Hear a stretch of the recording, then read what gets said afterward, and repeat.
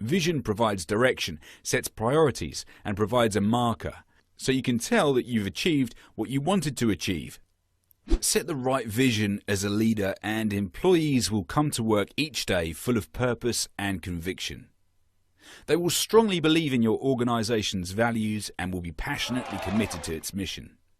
Because they understand the purpose of the company, they will give their heart and soul because they know it matters. People can be genuinely inspired if you create a compelling vision.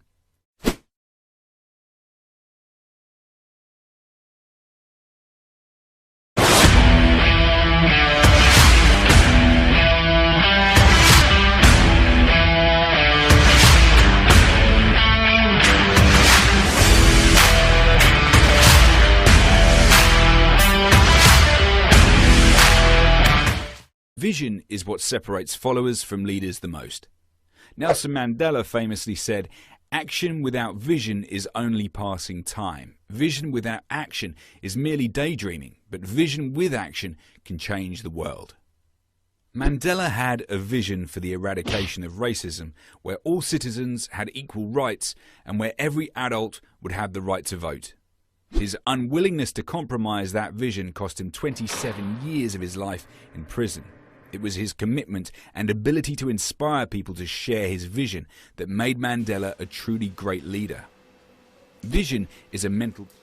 Welcome back to the discuss. It's live. I'm sorry for the breaking transmission. I hope you guys had a fantastic time with the business aspects. I hope you enjoyed the all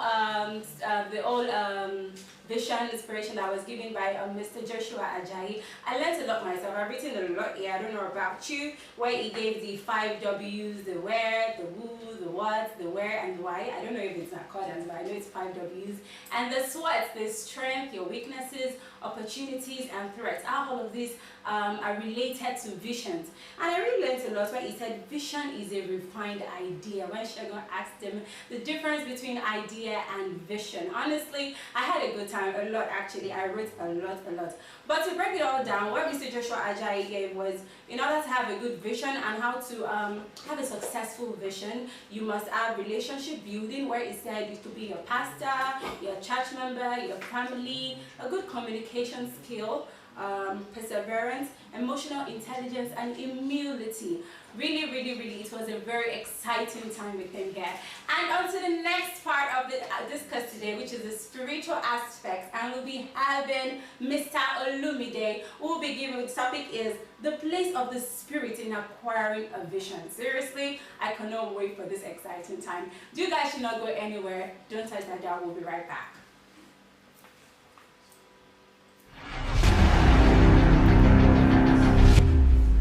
I'm not about this. Let's move.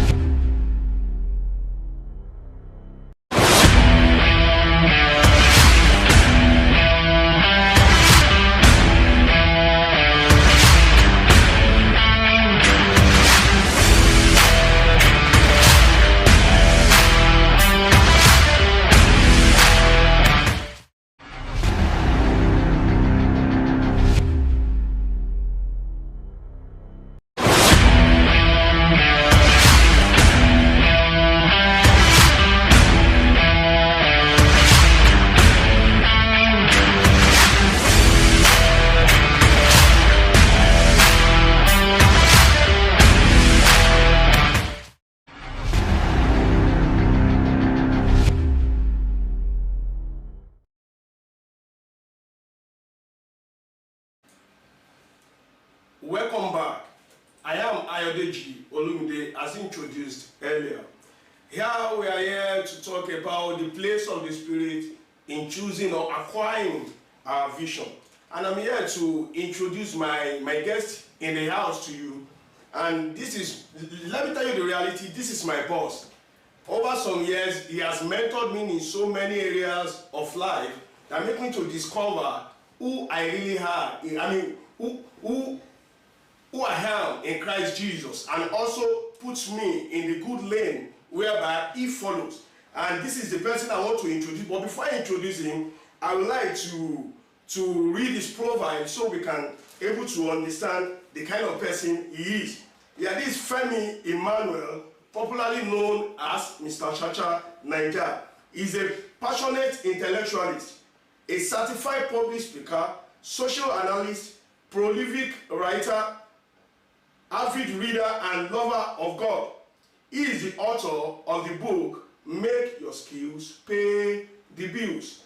He is also a regular feature on most TV stations across the country and a highly sought for speaker in Nigeria, with speaking influence in over 13 countries in his 12-year public speaking career, and has also got an award, more than 45 awards on leadership and merit. Please, you will join me as I welcome Mr. Chacha Naija, Bro Femi Emmanuel. You are welcome to the house, sir. Having me. God bless you. So honored to be here. Thank you so You're much. welcome, sir. You're welcome, sir. All right, now let's move straight to why we are here. Why we are here is the role or the place of the Spirit in acquiring a vision. Mr. Chacha Naija, I've known you for so long now, and I know you are a visionary. To be sincere, there was a time I was under your administration. You told us when you are trying to let us know the difference between a job and a career.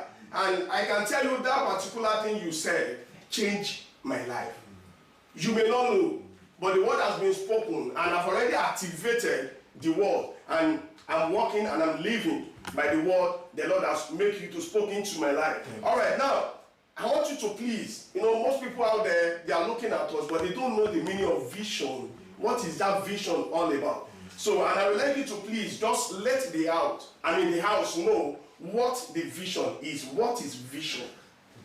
Thank you for this opportunity. I really need to appreciate the organizers, the brain behind this. And, at the moment where our country, our continent, the world at large is probably lost in feelings and emotions as regards entertainment only, and young minds coming together to look into vision, it's something that we should applaud.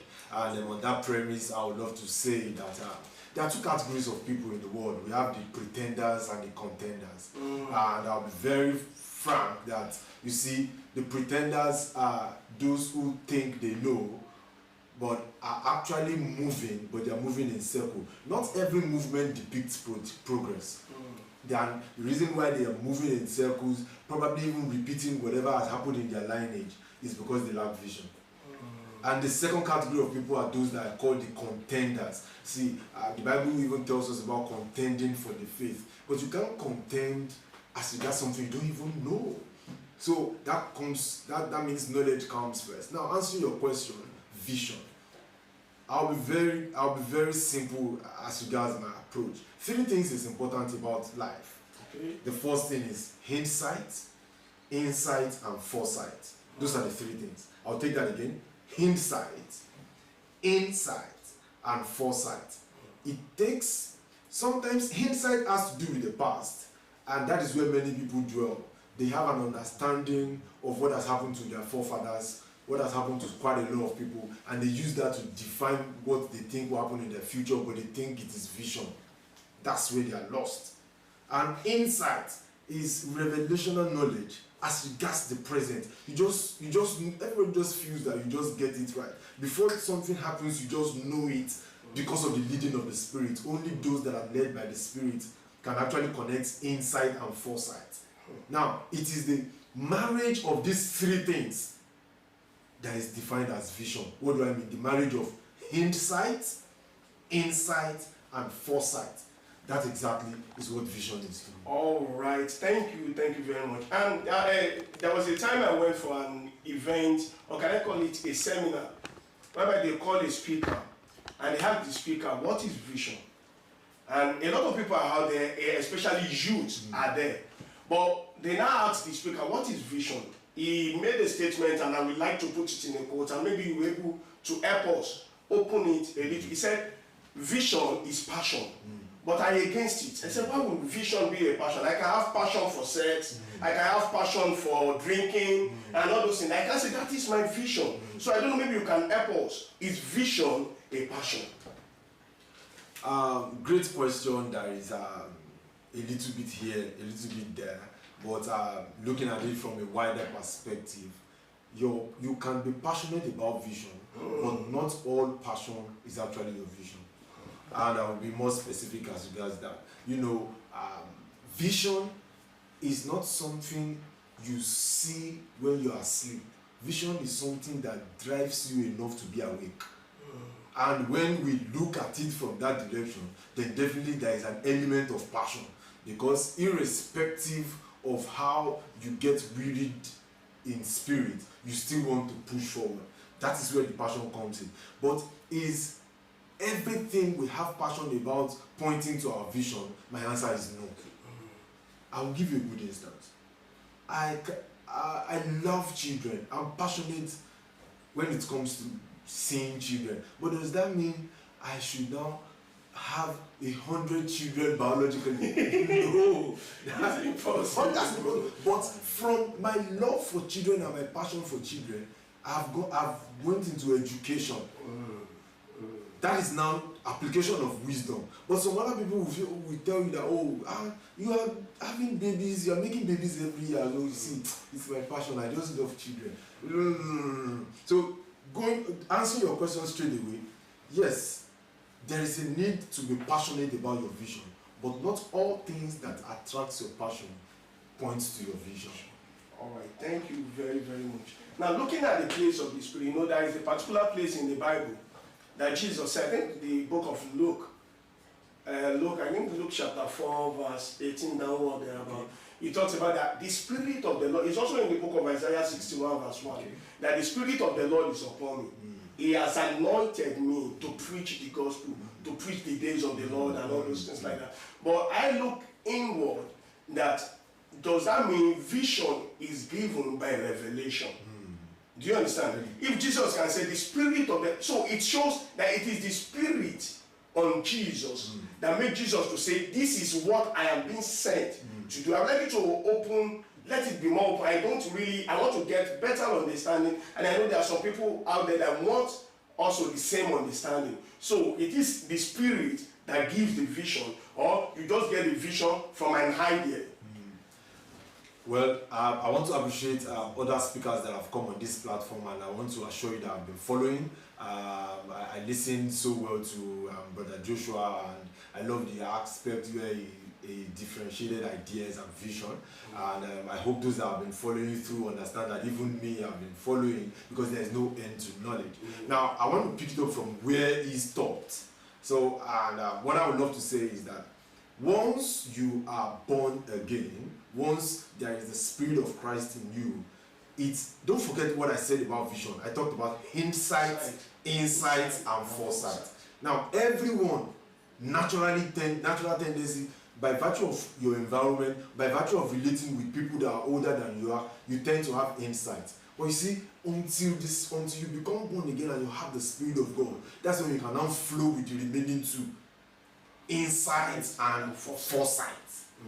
Now, bringing that into a better perspective to answer your question, the reason why as children of God we do exploits, we do better than those that are not born of the Spirit is because, one, the Spirit of God activates the insight and the foresight. One. Two, the Spirit of God that works in Christ, that works in you. See, God does not have grandchildren. God have children. Now, we can now grow our place in Him. But sir, please, can you come again? God does not have grandchildren. We are all His children. Thank you, sir. We are all His children. So once that Spirit is in you, it is now our responsibility to now grow that Spirit. So the more we grow that spirit is what help us to operate on those two other levels. The level of insight and foresight. That's where revelation knowledge comes in. That's where the spirit of wisdom comes in. That's where discerning of spirits comes in. Quite a lot, but it's still embedded in the gifts of the spirit. Gifts of the spirit. Thank you very, very, very much. Now, there is something that brought about this question I want to ask now. You know, during COVID-19, around 2020, the federal government announced lockdown. And let me use education sector as an example. A lot of people that were in education now ventures into another thing. Circumstances happen. So is it if truly the spirit is the one that gave us the vision, can we say circumstance should drive us away from the vision given to, most people in the education sector now venture into another business, and we do not find them in education any longer. But you, as an educator, you still find yourself, because that is what. So I really want to, because there are some people that believe that circumstances is what give them vision. So and circumstances can take the vision away from them. Do you understand? So I'd like you to. Is vision circumstances? Very good question, and once again, that makes me want to applaud the brains behind this stuff. This event, because youths out there listening, we have a lot of youths that studied something else and they are practicing something else. Yes. We have a lot of people that are into something that is venturing into something that is really making them money, but they are not finding fulfillment. And we have a lot of people that they are finding fulfillment, but they are not making money. Quite a lot of circumstances, and I want to really relate all of this to vision. Now, I'll be very, very clear with you. Young people listening to me at the moment, honestly, once you have the Spirit of God, there are two dimensions to God. We have the principles and the power. The problem I have with 21st century generation is that we dwell more on the power of God. We don't activate the principles. The power of God comes, you're talking about speaking in tongues, you're talking about laying of hands, you're talking the power of God, you're talking about. But you see, when it comes to principles, the Bible even tells us to go and learn from the ants. There are quite a lot of other there are people that are not dwelling in the kingdom, but they operate on the principle. Even there are some people on the other side that they give 1/10 of whatever they earn. We in the Christendom we call it tithe, but there are Christians that still eat up their tithe because they don't believe in the principles, they don't work on. Now that you are being led by the Spirit, that you already have the Spirit of God, there's a need for you to be able to operate in these two dimensions. So work hard, study the scriptures to understand the principles, then work hard spiritually to understand the power. Now let me come to the principles, because that's actually what brought about this question that I'm willing to answer right now. Now, there's something that is called career path. Most young people see their certificate as a means to an end, rather than seeing it as a means to an end. They see it as an end itself. Now I'm advising young people, once you understand your vision, let me take for instance someone that started in church, had passion, you're doing well in Sunday school, doing well in children's church, you understand that you have that gift of teaching and people really understand. Yes, and all of a sudden you find yourself in the educational sector and you're a teacher. Good. That now there's a need for you to define your career path. Many years ago, I started like just an ordinary classroom teacher. I don't only own a school, I lecture in a university because I took time to define and draw my career path. Now, when you know where you're going and what it takes to get there, then you voluntarily, you continuously advance yourself. Very, very important. Now, many people just take up one of the reasons why I quitted banking was that I love banking, but I discovered that for me to define the career path for myself, I will only be climbing the ladder that has been created for me. I may not be able to own a ladder.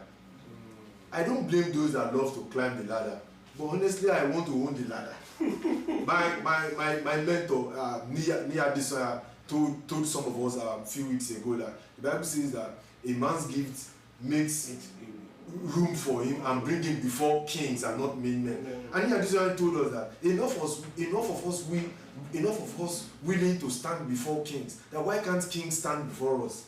Right. He said that word and I screamed. I said, God, this is high time we start seeing it from the perspective that kings must stand before us. Not only in the book of Nehemiah. Yeah, not only be standing before kings. So straight away, answer your question. Two things very, very important. Understand and define your career path. When you define your career path, circumstances will help you to expand what you are doing, not divert you from what you are doing. Very important. Number two, surround yourself with people that look like where you are going to, not people that look like where you are. Surround yourself. At a time in my life when I wanted to venture into lecturing, 60% of my friends were lecturers. I was intentional about making friends there because I knew that was the next level. So you need to start hovering around people that look like where you are going, not people that look like where you are. Thank you very much. I can get more insight into that, and I think at the end of this program, I'm coming out shining. Thank you so much. And everyone listening too. All right. The next thing I'm going to ask before I round up for this session is, does the Spirit give vision? The place of the Spirit and vision. And does the Spirit now give vision? Because what brought about this question, in the book of Habakkuk, the Lord told Habakkuk, write the vision, make it plain, and that is given by revelation. Write it down. But nowadays, today, we just say, if I have an idea, I build it. I've seen people who have idea, build around it, call it a vision, and inside the idea, they develop the vision. To me. So now, it's just an idea, it's just repackaged, and it's doing well, doing great. So now, does the Spirit now give vision, or it's just an idea you got up, you sprung up on your head, and you just try to work with the idea? Great question. And I'll start by saying this, that I, as a child of God, as an unbeliever, we operate on different levels. Now, some operate unknown to them. There are angels everywhere, and the angels keep ministering to us. Now, there are angels that are godly, and there are the ones that are demonic. Now, a good instance is when the magicians in Egypt dropped their rods and it turned to serpents. Because Moses did it. The two of them were operating under different grace. But because there are angels on both sides, things can happen. But saying it may look similar, but one thing that makes it look different is when one is backed up by the Spirit of God. It may look similar, and this is where I'm going to. Now, honestly, people misunderstand the place of revelation, dream, and vision. Revelation, dream, and vision. And that is why sometimes, you have a dream and you put down some ideas after coming up or waking up, and you start running with it. And some people want to define that as a vision. There are some that in the place of prayer, they hear from God, they write it down, they develop a life and a path from it, and the two people want to think that what is happening to them is almost the same thing, but it is the end that always justifies the means.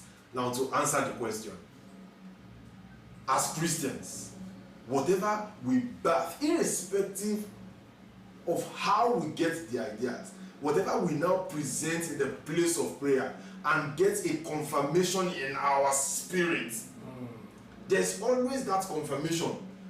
And sometimes God also even sends one or two people to give confirmation, but there's always a confirmation in the spirit. It is at that moment. It's like what they teach in biology. You have the sperm fertilizing the egg. It's that everybody has that egg, but it takes only that one that the Spirit of God, which is like the sperm right now, that fertilizes, that now births a vision.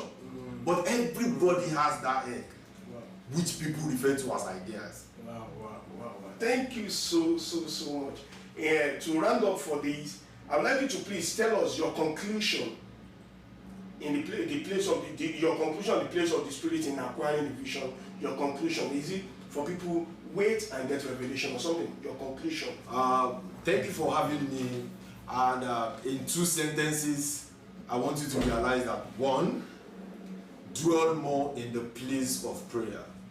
Dwell more in the place of prayer. So many things will be given to you in the place of prayer. But number 2, develop yourself on the basis of God's principles. Until God's principles matches your place of prayers or things you get in the place of prayer, you may not excel in the outside world. Until what you get in the place of prayer matches what you get on the basis of God's principles, you may not excel in the outside world. Thank you so much for having me. Thank you very much, Mr. Jaji. I feel very honored. God bless you. Thank you so much. All right. Thank you, our viewers. Now you have heard that how to acquire your vision depends on you. The major thing, to summarize it, is pray, dwell more in the place of prayer, and make sure you develop the habit of seeking the knowledge of God, which is the principle of God. See you next time. God bless you. It's not a matter of whether or not we can. Everybody can, but not everybody will.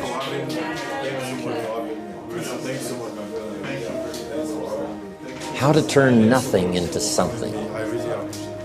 How tangible are ideas and imagination? Ideas that become so powerful in your mind and your consciousness, they seem real to you even before they become tangible. Imagination that is so strong that you can actually see it. You can actually see it. If somebody cannot see it when it is not here, then it will never be here. Start looking into the future of what you would like to accomplish, where you would like to go, the person you would like to be. Decide what you want, and then act as if you already had it. And that is to believe that what you imagine is possible for you. So the first step is to imagine what's possible. Second step, to believe. Now here's the third step, and that is to go to work and make it real. You now go to work and make it a movement. You make it tangible. You make it viable. You breathe life into it, and then you construct it. You have a lot to offer. The fact that you're still here means that your business is not through yet. People don't do what they know in life, but what they do is they operate within the context of the vision they have of themselves. So write and draw and build and play and dance and live as only you can. Make up your own rules.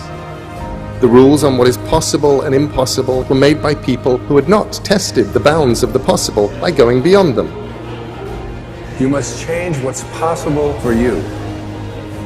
You, and only you, are the subject that impacts the burning desire in your imagination.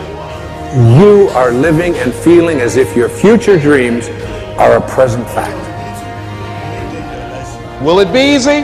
No. Will it be challenging? Yes. So you got to prepare yourself. You've got to develop yourself. As long as you're breathing, you got some more work to do. There's something else for you to achieve. Guess what? You're going to make some mistakes. You're going to make a lot of mistakes. So now go and make interesting mistakes, make amazing mistakes, make glorious and fantastic mistakes. Break rules, leave the world more interesting for your being here. Make good art. It is possible to start with nothing and become something.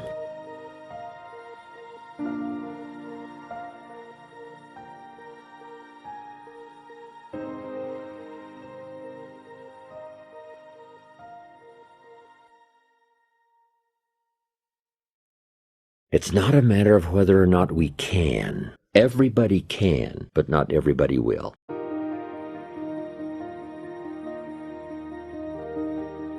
How to turn nothing into something. How tangible are ideas and imagination? Ideas that become so powerful in your mind and your consciousness, they seem real to you even before they become tangible. Imagination that is so strong that you can actually see it. You can actually see it. If somebody cannot see it when it is not here, then it will never be here. Start looking into the future of what you would like to accomplish, and where you would like to go, the person you would like to be. Decide what you want, and then act as if you already had it. And that is to believe that what you imagine is possible for you. So the first step is to imagine what's possible. Second step, to believe. Now here's the third step, and that is to go to work and make it real. You now go to work and make it a movement. You make it tangible. You make it viable. You breathe life into it, and then you construct it. You have a lot to offer. The fact that you're still here means that your business is not through yet. People don't do what they know in life, but what they do is they operate within the context of the vision they have of themselves. So write and draw and build and play and dance and live as only you can. Make up your own rules. The rules on what is possible and impossible were made by people who had not tested the bounds of the possible by going beyond them. You must change what's possible for you. You, and only you, are the subject that impacts the burning desire in your imagination. You are living and feeling as if your future dreams are a present fact. Will it be easy? No. Will it be challenging? Yes. So you got to prepare yourself. You've got to develop yourself. As long as you're breathing, you got some more work to do. There's something else for you to achieve. Guess what? You're going to make some mistakes. You're going to make a lot of mistakes. So now go and make interesting mistakes, make amazing mistakes, make glorious and fantastic mistakes. Break rules, leave the world more interesting for your being here. Make good art. It is possible to start with nothing and become something.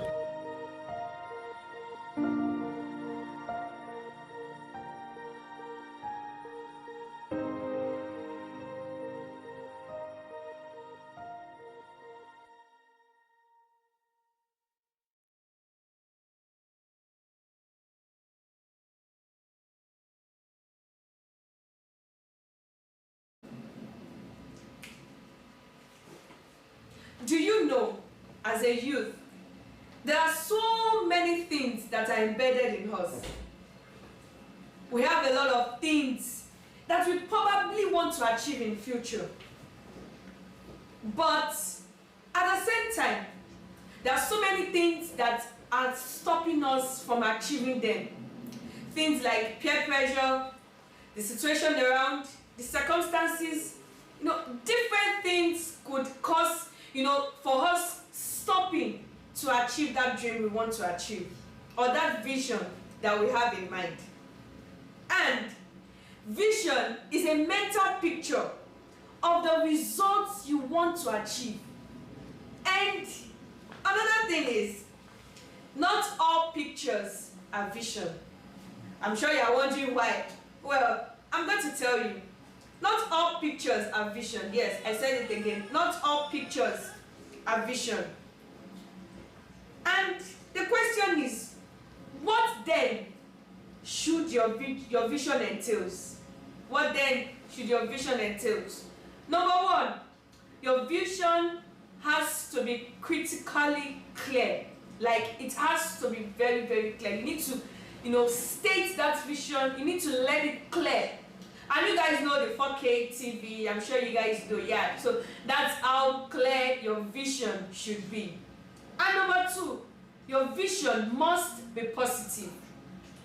It must be positive. You don't need to write a negative vision about what you want to achieve or what you want to do. So you need your vision to be positive. And then your vision needs to be big enough. Yes, how big do you want your vision to be? Very big, extremely big, Your vision needs to be big enough, like very, very big, bold and big. Okay, and your vision has to come from the heart. How do I mean? I said the vision is a mental picture of what you want to achieve, a mental picture of result of what you want to achieve. So it needs to come from the heart. You can't expect, someone who is not really in a good position to write a vision. So it has to come from the heart. You need to settle mentally, emotionally. You need to be settled in order for your vision to come out. So that's why I said it needs to come from the heart. And well, my name is Adelokon Precious Aderonke, popularly known as Precious Inspiration. And I'm sure you all know the section we are going on. It's the live section on the discourse, and trust me, I've been blessed by the section so far, and I wouldn't want you to miss the other segments that we have for you, just for you. Yes, you and you watching me over there. So stay tuned as we bring in more exciting segments and topics and things to discuss here at the discourse. See you again. Bye.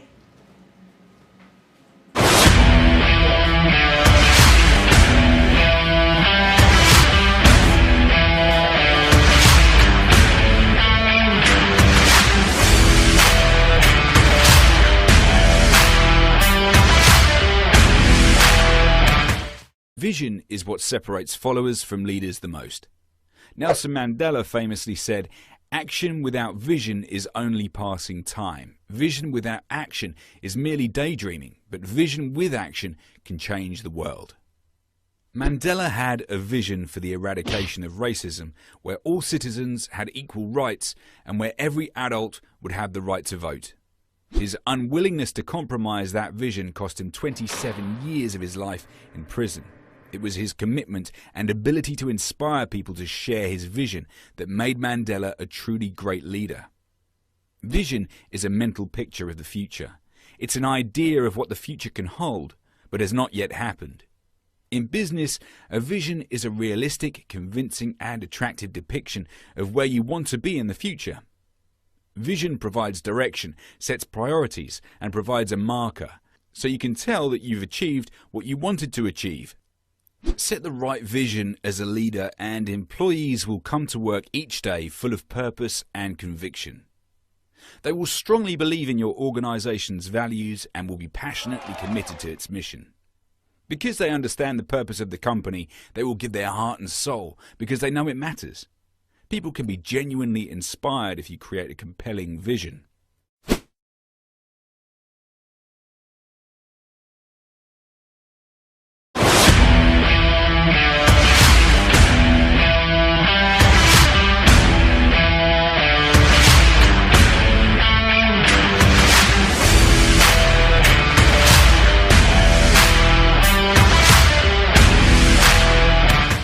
Vision is what separates followers from leaders the most.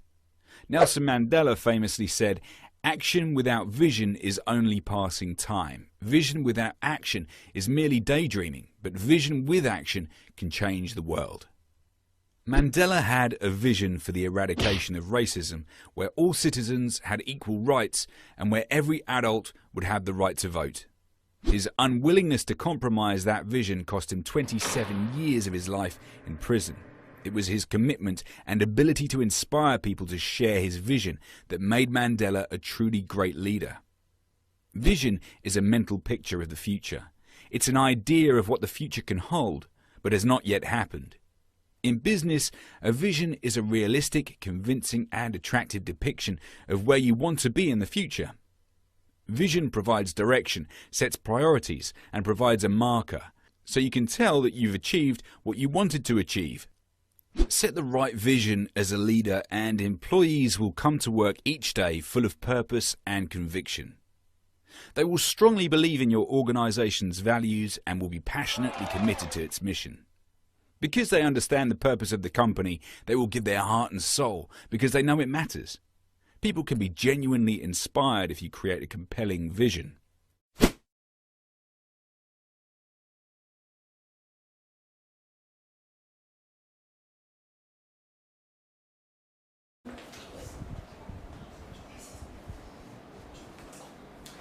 Welcome back to the discuss. Oh my my goodness, I had fun listening to them. I hope you enjoyed what Precious Inspiration did to you about visions. And earlier on with Brother Alumide hosting Mr. Femi Emmanuel about the spiritual aspect on vision and the place of vision acquiring. Oh, the topic is so long, but either way, I really had fun. And he said that the pretenders and the contenders, where he differentiated that the pretenders are those moving in circles without attaining their visions, and the contenders, and he also broke it down into 3 places: the inside, and the foresight. I had an exciting time, but above everything, the only thing I keyed into was where he said, own your own ladder. Why would I want to be climbing other person's ladder when I can actually have my own ladder? I had an exciting time, I beg. The next part, which is the last part, which Olamide will be hosting. I will not say, is this career or spiritual? I do not know. But since it's attending to vision anyways, don't tell that down. We'll be right back.